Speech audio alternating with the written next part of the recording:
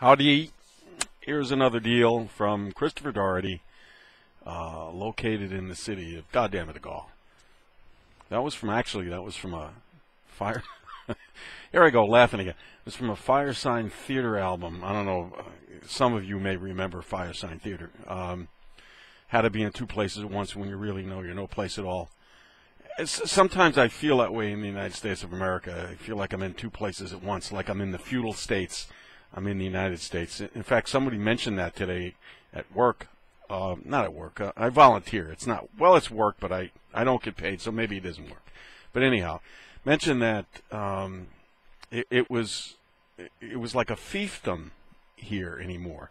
You know, you have the haves and the have-nots, and you got more haves and, less haves than have-nots, and that's the way it was back before the Magna Carta. Although the Magna Carta gave the privileged more privileges. It didn't necessarily give the serfs any right to do anything other than starve to death.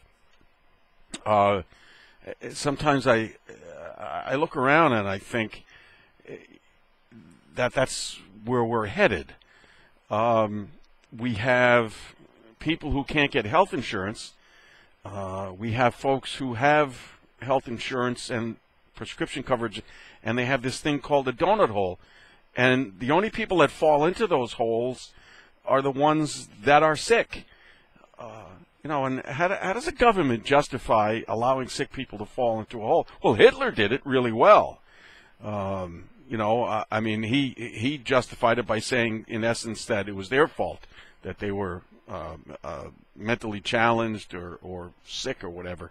In fact, that same person that I was working with today had mentioned something about, I thought you said John Steele, I'm not sure, but talking about sick people and it's their fault that they're sick. Sure, some people it's their fault. They do risky things, they do foolish things, and they get themselves sick or hurt. But for many people, it's not that way, and even so, even if somebody is silly and gets themselves in a jam, I think they have a right to life, liberty, and pursuit of happiness, and part of that is having health care, for God's sakes. And the more I see this Occupy Wall Street and Occupy Scranton and so on, the more I realize that the serfs are rising up, and it was funny. There was a fella that was trolling on the internet, and he happened to find me, and he said, the rich have won the war, so get used to it. And I said, in essence, screw you. You get used to it. I don't want to get used to it. And then he came back and he said something to his girlfriend about he was just trolling this guy and he was going to get him really upset that he was poor. Well, first of all, I'm not poor, okay? I have a comfortable existence. Poor is when you don't have enough food to eat, when you barely have a roof over your head, and you don't have any, I'll get it this way, Johnny Walker Black Label that you can sip neat. Here, watch this. That's poor. I'm not rich, but I'm not poor. Well, anyhow, it kind of pissed me off. It did piss me off. Not kind of. It definitely pissed me off. Like, you're just trolling for people just to get something going. Well, anyhow, this guy is one of the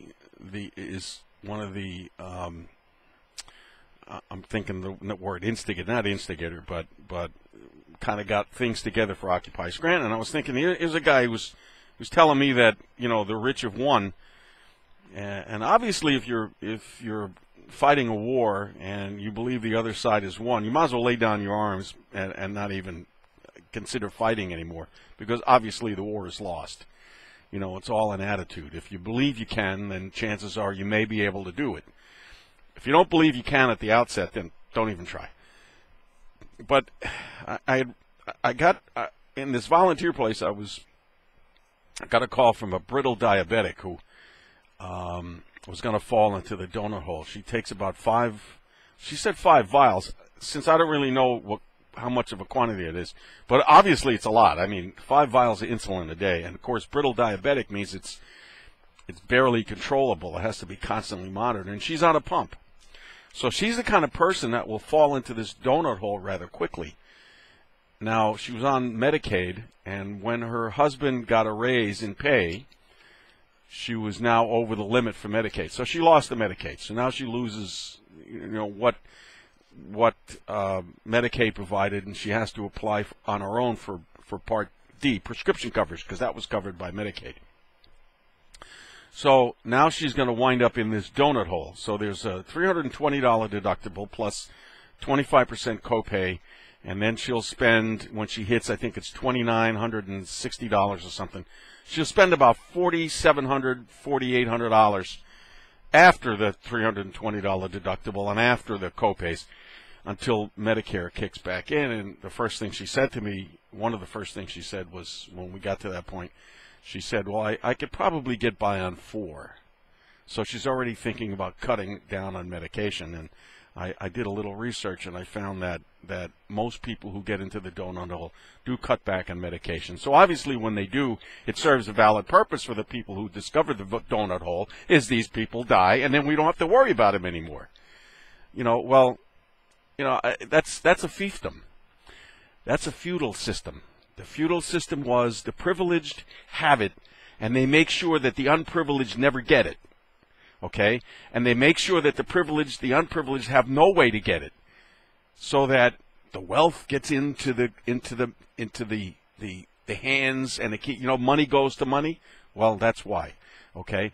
And I'm tired and I'm angry, and nobody should have to take this crap anymore. Nobody should have to take these idiots on. Well, first of all, they're a bunch of cowards. As soon as there's a little commotion somewhere in the world, they're selling stocks and driving down the price. Okay? Investors like me and the rest of us, we just hang in there and we just go along and do that. But these cowards can't even ride out a little storm. Okay? That shows you what they're like. All right? Number one. You have Wall Street, you have big banks. Let them fail. Let them fail. What's wrong with failure? I mean, here's a woman that is brittle diabetic, and we can do nothing for her, yet for some big bank and some Wall Street prick who's making $4 billion a year, we bail them out, we give them tax breaks. General Electric, millions and millions of dollars in profit, got millions and millions of dollars, not in a tax refund. Okay? So, this is basic inequity. I have no problem with people making money. I have no problem with people being rewarded for their labor. I do have a problem when the government pays welfare to a corporation that's making billions of dollars in profit. And then the other thing, everybody's talking about Obamacare. But nobody wants us to get rid of Medicare. Well, it's the same thing. All right? Franklin Delano Roosevelt, I think it was 1935, came up with the idea of Medicare and Social Security. No, Medicare came later. It was Social Security. Medicare came later, okay? But nonetheless, Medicare, it's kind of like socialized medicine, all right? Single payer, blah, blah, blah, okay? Don't socialize my medicine. Don't socialize my medical care. We already have it. Problem is, we're not charging enough for it, okay? We've got. First of all, we're not charging enough for Social Security. You got people. What is the cap? $100,000 or something. You pay the tax up to $100,000. Well, if you're making $1 million a year, pay the tax. Up to whatever limit of income you're making, because those people are going to get Social Security. So why cap it? And everybody says, "Oh, well, it won't matter that much." Well, if it doesn't matter that much, then it matters something. And if you add a whole bunch of somethings together, it matters a lot. Listen to, what? One of the things I hear is, a tax on the wealthy. People making $250,000 a year or more, give them an extra tax. And somebody says, well, we have, I think the one figure was, we have $69 billion, and this will only provide us with $10 billion. So why do it? Well, wait a minute. If it's providing us with $10 billion, then we only need to find out where the other 59 is coming from. So maybe we don't have to cut as much. Maybe there's something else we can do. We should stop. So anyway, whenever I hear anybody saying, you know, a tax increase on a certain segment of the population won't completely solve the problem. Well, that indicates that it'll partially solve the problem. And I think we better wise up in this country, because the revolution's coming. And I think that people are getting really pissed off, and I think it's time to take a look at what the hell we're doing. And I think it's time to help people who are sick and who are having difficulty fending for themselves, you know, because the Constitution says that the government will provide for the general welfare, okay? And it doesn't mean the general welfare of the 1% of the most wealthy people in the world or the wealthy corporations. The general welfare, me, you, and the rest of the 99% or whatever who just ain't happening for us, okay? You know, I don't myself, I don't need to depend on the government a lot, okay? I worked hard, I got a good pension. I'm very grateful for that. But there are a lot of people who weren't as fortunate as I, and these are the folks that we need to give a boost to. I'm not saying that we have to transfer the wealth from all these people, but I think these really wealthy people need to pay their fair share, and not based on some of the scams that I see from these people in Congress. You know, 50% of those people in Congress are millionaires. So why are they going to vote for Obama's increase in taxes on millionaires when half of Congress is a millionaire? You know, it's ludicrous, and I think that I think that our country is no longer what the founding fathers envisioned. You know, King George is here.